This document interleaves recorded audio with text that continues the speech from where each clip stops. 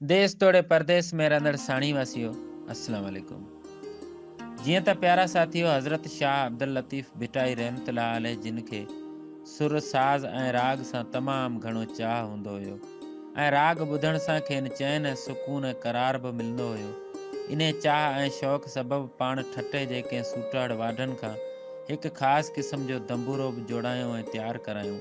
हज़रत शाह अब्दुल लतीफ़ भिटाई रहमतुल्लाह अलैह जेॾांहुं बि पाण वेंदा हुया त साणनि संदनि जेके फ़क़ीर हूंदा हुया उहे गॾु हूंदा हुया। हर कंहिं वटि पंहिंजो पंहिंजो दंबूरो बि गॾु हूंदो हुयो।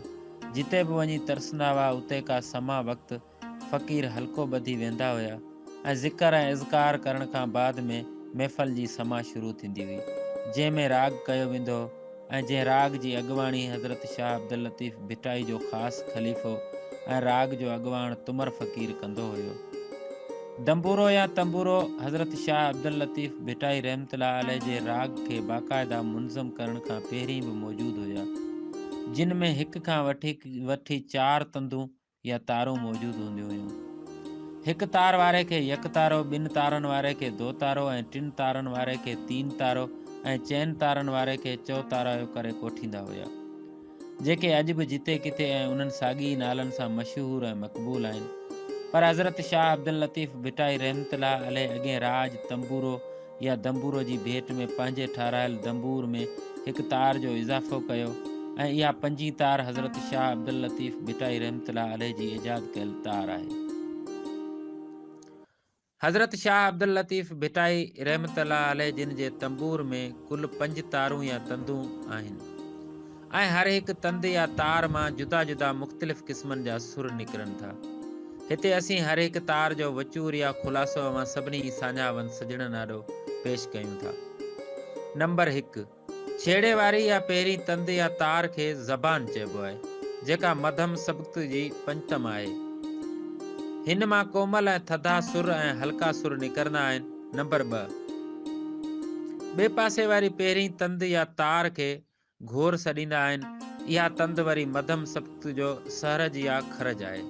नंबर 3, ॿी ऐं टी खे गॾे जाड़ियूं बि चइबो आहे ऐं इहे तंदूं बि मध्यम सबक़ जो सहरज आहिनि। नंबर 4, ज़बान जी ओभर वारी 5 तंद खे ट्रैप चइबो आहे ऐं इहा तार सबक़ जे सहरज आहे ऐं इहा जेका 5 तंद आहे इहा हज़रत शाह अब्दुल लतीफ़ भिटाई रहमतुल्लाह अलैह जी इजाद आहे। न त ॿियनि तंबूरनि जी इहा तंद कान हूंदी हुई। हज़रत शाह अब्दुल लतीफ़ भिटाई रहमतुल्लाह अलैह जे दंबूर में ख़ासि ॻाल्हि हिकु इहा बि आहे त इहो ॿियनि आम रवाजी दंबूरनि या तंबूरनि खां कुझु वॾो ऐं मुनफ़रद ऐं मुख़्तलिफ़ आहे। दफ़ ऐं ढोलक जो कम बि पाणी ॾिए थो ऐं हिकु रिवायत मूजिबि भिटाई शाह साहिब रहमतुल्लाह अलैह जिन फ़क़ति 2 तार कमु आणींदा हुया, हिकु ॾेढो ऐं ॿियो 2 तारो। हज़रत शाह अब्दुल लतीफ़ भिटाई रहमतुल्लाह अलैह जो रागी फ़क़ीर या रागींदड़ पहिरियां ई त हिकु वॾो सॾु कंदो हुयो ऐं पोइ सॾ खे झको कंदो कंदो बैत जूं मिसराऊं चवंदो वेंदो हुयो त जी ॿुधण वारा उन तरफ़ मुतवजा थी ऐं उनखे परखे ऐं परूड़े सघनि। जीअं त साणी वासियो पहिरियां ई असीं ॿुधाए चुका आहियूं त हज़रत शाह अब्दुल लतीफ़ भिटाई रहमतुल्लाह अलैह जॾहिं बि कंहिं सफ़र लाइ उथंदा या संभरंदा हुया त पाण साण दंबूरो बि खणी ऐं पंहिंजे कुझु साथियुनि ऐं रागी ख़लीफ़नि खे बि साण करे रवाना थींदा हुया। संदन इन साज़ बाबति हिकु रिवायत ही बि मशहूरु आहे त जंहिंखे हज़रत शाह अब्दुल लतीफ़ भिटाई सवां निगारनि जाए बजाए करे ऐं पेश कयो आहे ऐं उन्हनि मां के ही राय बि ॾियनि था त इहा रिवायत मखदूम मोहम्मद आशम ठटवी ॾांहुं मनसूब आहे ऐं के वरी इहा रवायत उन मखदूम मोहम्मद खोड़नि वारे ॾांहुं मनसूब कनि था। पर प्यारा साथियो, ॻाल्हि कुझु हिन रीत आहे त हिकु दफ़े हज़रत शाह अब्दुल लतीफ़ भिटाई रहमतुल्लाह अलैह जिन मखदूम मोहम्मद खोड़नि वारे वटि वञी महिमान तौर ते तरसिया। मानी टिकी खाइण खां पोइ जॾहिं वांदा थिया त मखदूम साहिब खेसि मोकिलाए ऐं पंहिंजे हुजरे में हलिया विया ऐं वञी आराम करणु फरमायूं।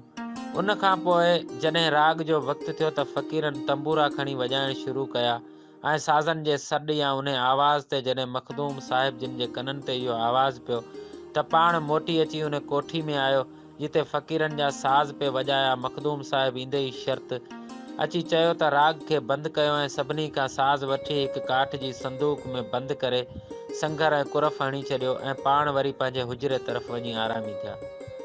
अञा संस अखी मस लगी त साज़न जो आवाज़ वरी बि संदन कननि ते पइजण लॻो ऐं उन निंड मां बेज़ार थींदे शाह साहिब वारनि ॾांहुं वरी वापसि आया ऐं खेनि चयऊं त ही साज़ केरु पियो वॼाए। तंहिं ते शाह साहिब जिन फरमायो त साईं साज़ त तव्हां पाण खणी वञी अंदरि रखी आया आहियो। ऐं इहो ॿुधी करे मखदूम साहिब उन संदूक तरफ़ रवाना थी विया जितां इहो साज़ ऐं आवाज़ अची रहियो हुयो। तंहिंखां पोइ संदूक खोले पाण ॾिसंदा आहिनि त उन में रखियल साज़ पाण मुरादो वॼी रहिया हुया ऐं उन खां पोइ पाण साज़ लतीफ़ सरकार जिन जे हवाले करे वापसि करे छॾियऊं। ऐं इहा रवायत ॿुधाइण जो मक़सदु सिर्फ़ु एतिरो हुयो त हज़रत शाह अब्दुल लतीफ़ भिटाई रहमतुल्लाह अलैह दौरान सफ़र में बि समा ऐं महफ़ल खे पसंदि कंदा हुया। आख़िरी आयाम जे पाण जॾहिं सारा सफ़र छॾे भिटशाह खे अची वसायूं त फ़क़ीरनि राग करण जो बि चयो हुअऊं ऐं चवनि था त संदन चवण ते 3 ॾींहं सरासर राग हलंदो रहियो ऐं पाण मराकबे में वेही रहिया। रागी फ़क़ीरनि राग जे दौरान जॾहिं साही पटीअ ॾिठऊं त हज़रत शाह अब्दुल लतीफ़ भिटाई रहमतुल्लाह अलैह जो रूह परवाज़ थी चुको हुयो। उन ॾींहं खां वठी अॼु तक ताईं भिटशाह ते राग बि हलंदो रहे थो। फ़क़ीर तंबूरा खणी हज़रत शाह अब्दुल लतीफ़ भिटाई रहमतुल्लाह अलैह जो समूरो कलाम तंबूरनि जे तारनि में ॻाईंदा आहिनि जंहिंमें सुर बैत वायूं बि शामिल हुजनि था। हज़रत शाह अब्दुल लतीफ़ भिटाई रहमतुल्लाह अलैह जो रिसालो या कलाम न फ़क़ति हिकु अलमी ऐं अदबी भंडार बि आहे पर हिकु नए राग जो तारीख़ी दस्तावेज़ पिणु आहे जेको मुख़्तलिफ़ सुरनि ऐं रागनि में रचियल आहे। ऐं आख़िर में प्यारा साथियो गुफ़्तगू खे शाह अब्दुल लतीफ़ भिटाई रहमतुल्लाह अलैह जे हिन बैत सां ख़तमु था कयूं। तन तस्बी मन मणियो दिल दंबूरो जिन तंदू जे तलब जूं वहदत सर वजन वादऊ ला शरीक लहू इहो राग रगन से सुता मर सुअन निंड इबादत जिन जी।